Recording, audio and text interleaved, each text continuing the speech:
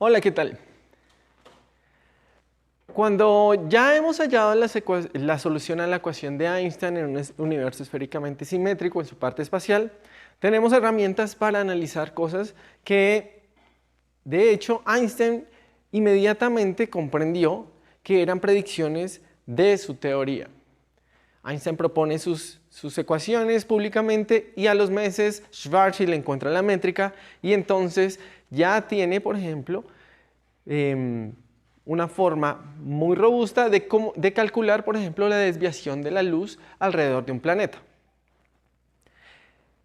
Eso es lo que vamos a hacer hoy. Nosotros ya habíamos analizado la geodésica, las geodésicas nulas, o sea, las trayectorias de la luz en un universo esféricamente simétrico de manera general. Habíamos encontrado las geodésicas o las ecuaciones para las coordenadas esféricas. Y considerábamos, por ejemplo, que la trayectoria iba a ser en un plano, gracias a la simetría esférica. Entonces escribíamos la ecuación de movimiento como una función diferencial de r en función de la coordenada angular y quedaba en términos del parámetro de impacto, que era una función de la energía y el momento angular por unidad de masa. Ahora, ya que tenemos las expresiones de A y B, que solucionan las ecuaciones de Einstein, entonces tenemos una ecuación explícita de cómo serían la ecuación ahora en el universo de Schwarzschild. O sea, el que soluciona las ecuaciones de Einstein. Y eso es lo que vamos a solucionar para ver cómo se desvía la luz alrededor de un planeta, que es una de las predicciones, una de las tres predicciones que hiciera Einstein para poner a prueba su teoría. Ahora la podemos solucionar definiendo una nueva variable u, de tal manera que nuevamente tenemos una ecuación diferencial de primer orden, pero no lineal, cuadrática, en términos del parámetro de impacto y el radio de Schwarzschild.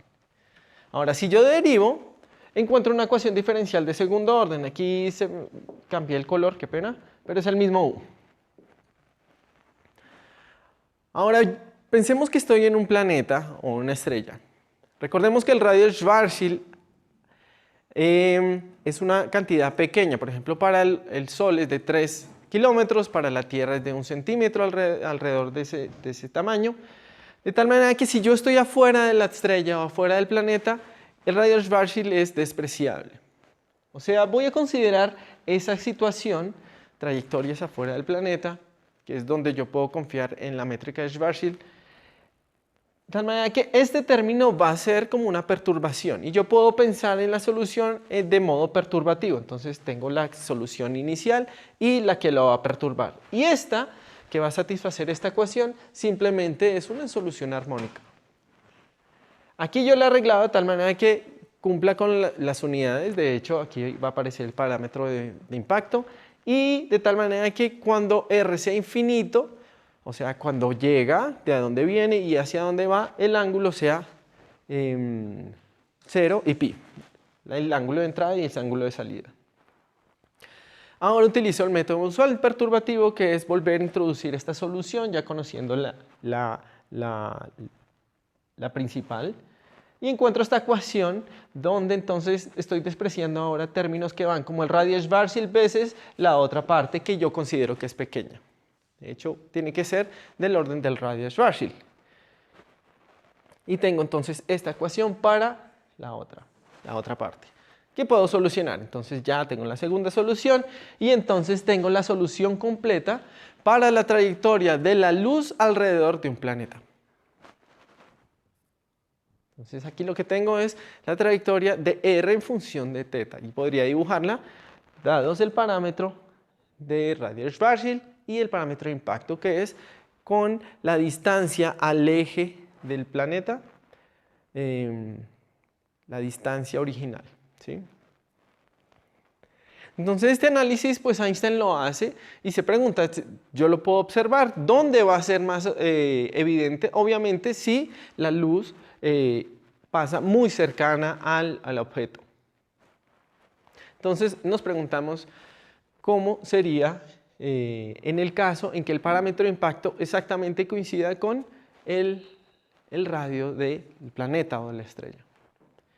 Entonces, incluyendo eso, entonces tengo que la ecuación se va simplemente a reemplazar el parámetro de impacto por el radio de la estrella. Y voy a considerar que voy a analizar por ahora es cómo entra y cómo sale. O sea, voy a pensar en cuál va a ser el ángulo de entrada cuando R es infinito y de salida cuando R otra vez es infinito. O sea, voy a considerar esto, o sea, la ecuación que yo estoy analizando es cuando esto valga igual a 0.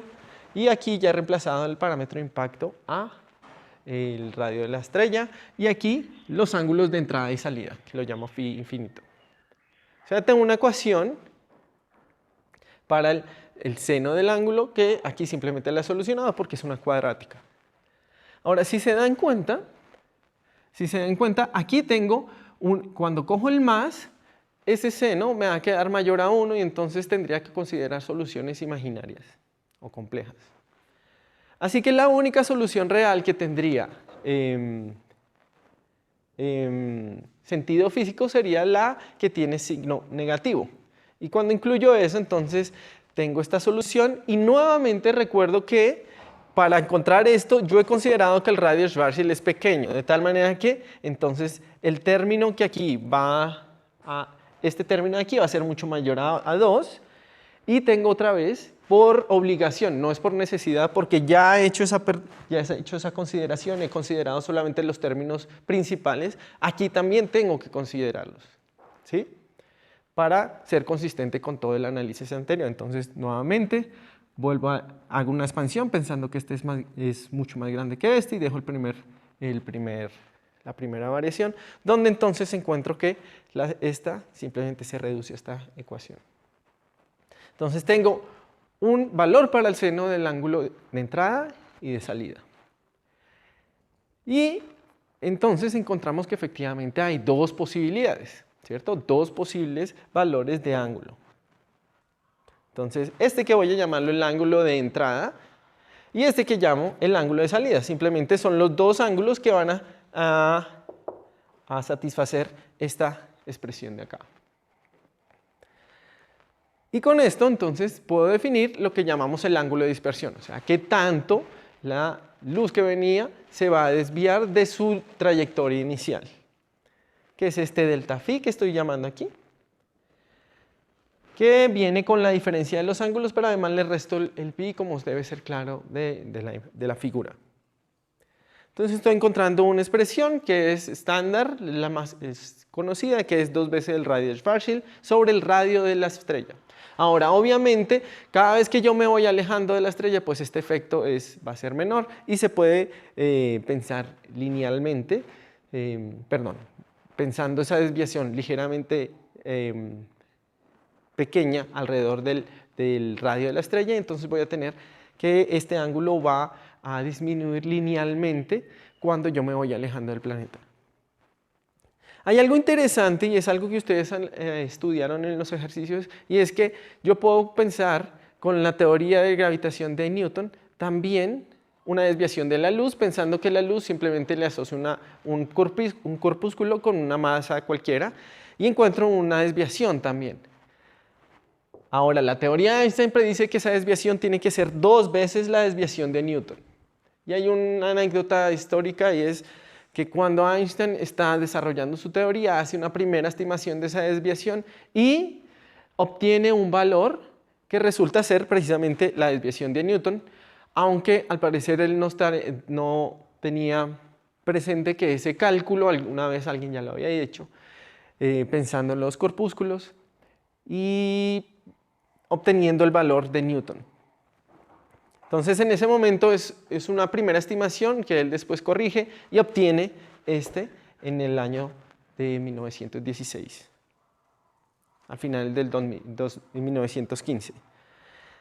Y entonces tengo una predicción. Ahora, habíamos hablado que hay otras teorías, por ejemplo la de Brans-Dicke también puede ser la predicción y la de Brans-Dicke va a variar con la de Einstein en términos de un factor que viene como el parámetro de Brans-Dicke que mencionábamos alguna vez. Entonces viene la situación de, listo, tengo una teoría que me predice una desviación de la luz, tengo que ir a chequear. De hecho, para eso es que lo hizo Einstein, tengo unas predicciones que yo quiero ver si pueden ser corroboradas experimentalmente. Y esto es lo que se hace en 1919 con las expediciones de Eddington y Dyson, donde aprovechan que hay un eclipse en mayo de ese año y hacen dos expediciones, una a Brasil y otra a África occidental, para medir precisamente la desviación de las estrellas debido a que su luz pasa muy cerca al Sol.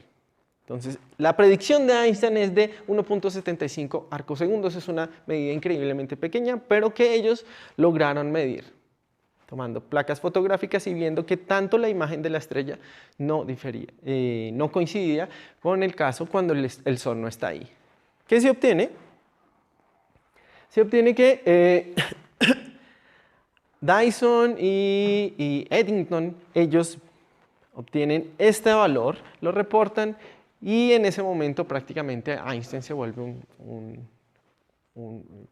una persona de remembranza, porque lo vuelve famoso el hecho que su teoría ha sido corroborada por primera vez, a pesar de que hay muchas cosas que en ese momento la gente prácticamente le pone mucho en duda y no confía en la teoría. ¿Sí? Recordemos que, según la historia, más o menos hasta 1960 es cuando la teoría empieza a tomar realmente forma y fuerza. Este último comentario también tiene relación con que en la década de los 80 aparecen algunos peros al análisis de Eddington y se vuelve en la cultura popular común decir que Eddington cometió algunos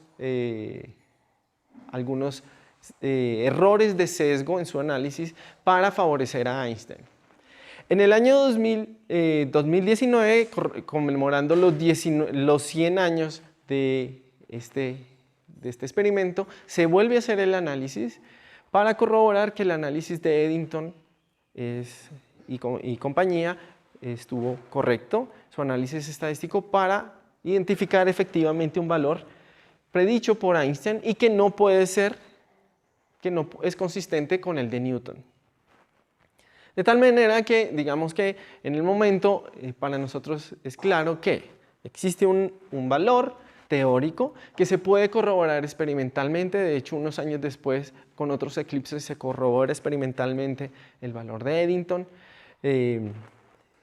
para las desviaciones experimentales que coinciden con las de Einstein. Tenemos una teoría del espacio-tiempo que incluye la curvatura del espacio, porque Newton simplemente, para él el espacio es plano, sino que la gravitación universal hace que la luz se desvíe. La curvatura del espacio implica esta desviación que es muchísimo mayor, es el doble. Esa es una de las predicciones de Einstein, que, como ya dije, lo vuelven famoso. La otra predicción de la cual ya se tenían datos es la precesión del perihelio de Mercurio, que es lo que vamos a discutir la próxima vez. Gracias.